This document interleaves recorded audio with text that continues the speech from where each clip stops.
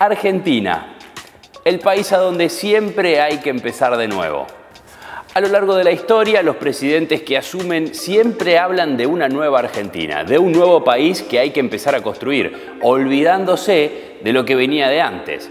Venimos acá para crear una nueva Argentina. Principalmente porque suele venir dañado y además porque necesitan de esa energía para renovarse las expectativas y tener esos famosos 90 o 100 días de changüí. Pero eso genera un gran problema en la continuidad. Es que podemos cambiar de presidente, pero el país sigue siendo el mismo. Esa es la crisis de las transiciones. Una transición ordenada que lleve tranquilidad a todos los argentinos, porque acá lo único importante es el futuro y el bienestar de los argentinos. Empecemos por responder qué es una transición. Espera que lo busco en el Google. Acción y efecto de pasar de un modo de ser o estar a otro distinto. ¿Cómo aplica el terreno político? Veníamos teniendo a un presidente y todo su gabinete y sus ministros, elegimos a otro, cambiamos. Es que la transición es la máxima expresión de la alternancia en el poder. Puede haber transiciones entre dos espacios políticos iguales o puede haber transiciones entre dos espacios políticos muy distintos. En estas últimas es donde hay que poner el ojo, son las más importantes porque es la que requiere que sea principalmente ordenada. El deber que tenemos para con todos los argentinos de hacer una transición ordenada y cumplir el mandato constitucional. El problema es que en Argentina las transiciones son, por antecedentes, esencialmente traumáticas. No tenemos demasiados antecedentes en alternancias o en transiciones de gobierno, entre otras cosas porque ha habido muchos golpes de Estado. Sin embargo, hay ejemplos de otros países del mundo a donde han logrado ordenar sus transiciones políticas, principalmente basados en la experiencia y en los años transcurridos. Estados Unidos tiene dos leyes de transiciones electorales, una del año 63 y la otra actualizada en el año 2000. A transition that ensures our president-elect is successful. En Brasil, en Chile, en México, en Bolivia, también tienen leyes de transiciones electorales que establecen conformaciones de equipos que se articulan y se ponen en contacto mientras el poder pasa de mano. Una transición de terciopelo. Sí, quería llamarlo para felicitarlo por su triunfo. Sin embargo, en Argentina, a pesar de que en el último tiempo estamos teniendo alguna experiencia de intentar regularlo por ley, todavía no hay novedades. La ley electoral argentina dice que las elecciones tienen que hacerse dentro de los 2 últimos meses de gestión del presidente. Esto quiere decir que queda un periodo de tiempo entre la elección y el momento en el que asume el mando el nuevo presidente.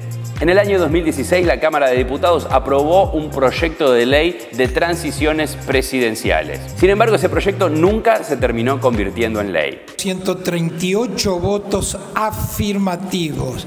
John Burke, un estadounidense, en el año 2000 escribió algunas definiciones acerca de cómo deberían ser las transiciones políticas. En primer lugar, habla de establecer un encuentro entre el presidente electo y el presidente saliente en el marco de una semana después de transcurridas las elecciones. Fue una reunión bárbara, me dicen. En segundo lugar, propone la elaboración de informes estratégicos por parte de cada ministerio, que se establezca cuáles son los balances, las estadísticas, los informes de cada una de las áreas más sensibles e importantes de los gobiernos. Esta transición y que va a continuar en los próximos días con los distintos equipos, las diferentes áreas. En tercer lugar, la conformación de comités especiales de transición de gobierno, que sean equipos que no tengan referencia directa a ningún ministro, pero sí que puedan estar en contacto entre el gobierno entrante y el gobierno saliente para poder ir articulando algunas de las tareas y avanzando incluso en desarrollar un equipo sostenido de diálogo. Para gestionar de alguna manera la transición. Esa interacción hasta puede ser periódica, diaria, no solamente circunstancial. En cuarto lugar, un encuentro constante entre los ministros entrantes, es decir, que ya se establezcan quiénes van a ser los que ocupen los lugares centrales de cada una de las áreas y que esas personas, tanto ministros como futuros delegados, ya empiecen a mantener reuniones, cuestión de poder ir agilizando las actividades una vez que ellos mismos asuman. Y en el quinto lugar, un punto muy pero muy importante, la restricción para con el presidente saliente de poder nombrar personal nuevo en las distintas áreas y poder modificar alguna cuestión presupuestaria. Es decir, que no haya nombramientos masivos, y que no se toquen los presupuestos o principalmente no se generen mayores endeudamientos en el país en estos últimos tiempos. Tierra arrasada. Sin embargo, en nuestra historia no tenemos casi nada de todo eso. Y probablemente en esta próxima transición tampoco lo veamos. Es que en Argentina las transiciones son más parecidas a lo que era antiguamente la muerte de un rey, donde parece paralizarse el gobierno, generar incertidumbre, levantamientos. ¿Cómo lo resolvieron las civilizaciones antiguas? Estableciendo una especie de doble cuerpo para el rey. Un cuerpo físico y un cuerpo político. Desde la Edad Media surge la idea de que todo rey tiene un cuerpo natural y un cuerpo político. ¿Qué significa esto? Bueno, el cuerpo natural es el cuerpo que come, que se enferma, que se equivoca, es el cuerpo humano.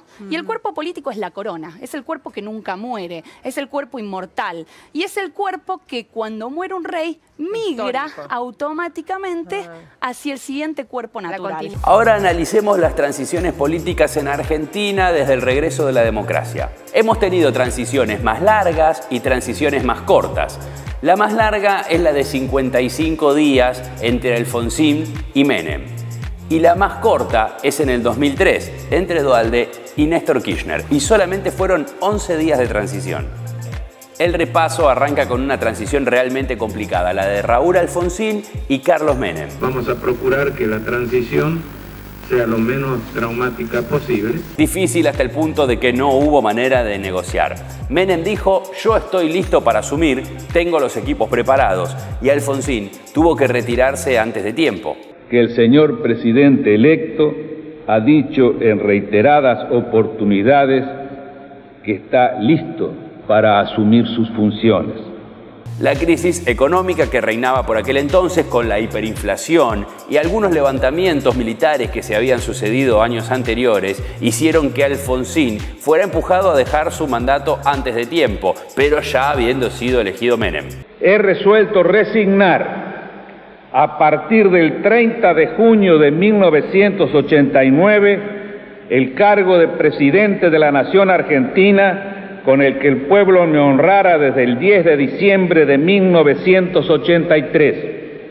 La transición entre Menem y de la Rúa no fue una transición agitada, pero sí incluyó por primera vez la pesada herencia. Es decir, cuando asumió de la Rúa, se encontró con un gobierno del cual tenía poco o nada de información. De la Rúa dice haber quedado sorprendido con los números que vio en su primer día de gestión. Coincidimos con el señor presidente de la Nación en que de inmediato se pongan todos a trabajar. La historia de la Rúa no terminó bien, como sabemos, y eso generó pocas transiciones. De hecho, tuvimos varios presidentes en una semana. Hasta que el Congreso lo eligió a Eduardo Duhalde. La transición entre Duhalde y Néstor Kirchner, establecida después de las elecciones del año 2003, como decíamos, fue breve, 11 días nada más, y además con un representante, por aquel entonces, del mismo signo político. Me llegó arriba y dije, vení que tenemos que hacer una tarea. Me dijo, ¿qué tarea? y me entraba a tomar la medida de la banda, eso fue, porque la de él no me entraba. En aquel momento, Eduardo Duhalde y Néstor Kirchner eran del mismo riñón político, era la continuidad del peronismo, no había demasiada alternancia. Era el hombre que había puesto Duhalde para poder garantizarse seguir manejando los hilos del gobierno. Hasta el domingo las decisiones las tomo yo, después el domingo él. Eso no le terminó saliendo bien, pero sin embargo en aquel entonces hubieron reuniones, hubo una agenda y hasta se continuaron con varios de los ministros, principalmente el más importante por aquel entonces, el ministro de Economía, Roberto Lavagna. No le va a poder echar la culpa a su antecesor, ¿eh? No, al revés, agradezco la herencia que me ha dejado mi antecesor. Algo parecido se puede decir de la transición entre Néstor Kirchner y Cristina Fernández de Kirchner. Prácticamente se debe haber hecho dentro de 4 paredes. Los equipos no variaron, por lo cual la continuidad quedó garantizada y no hubo alternancia.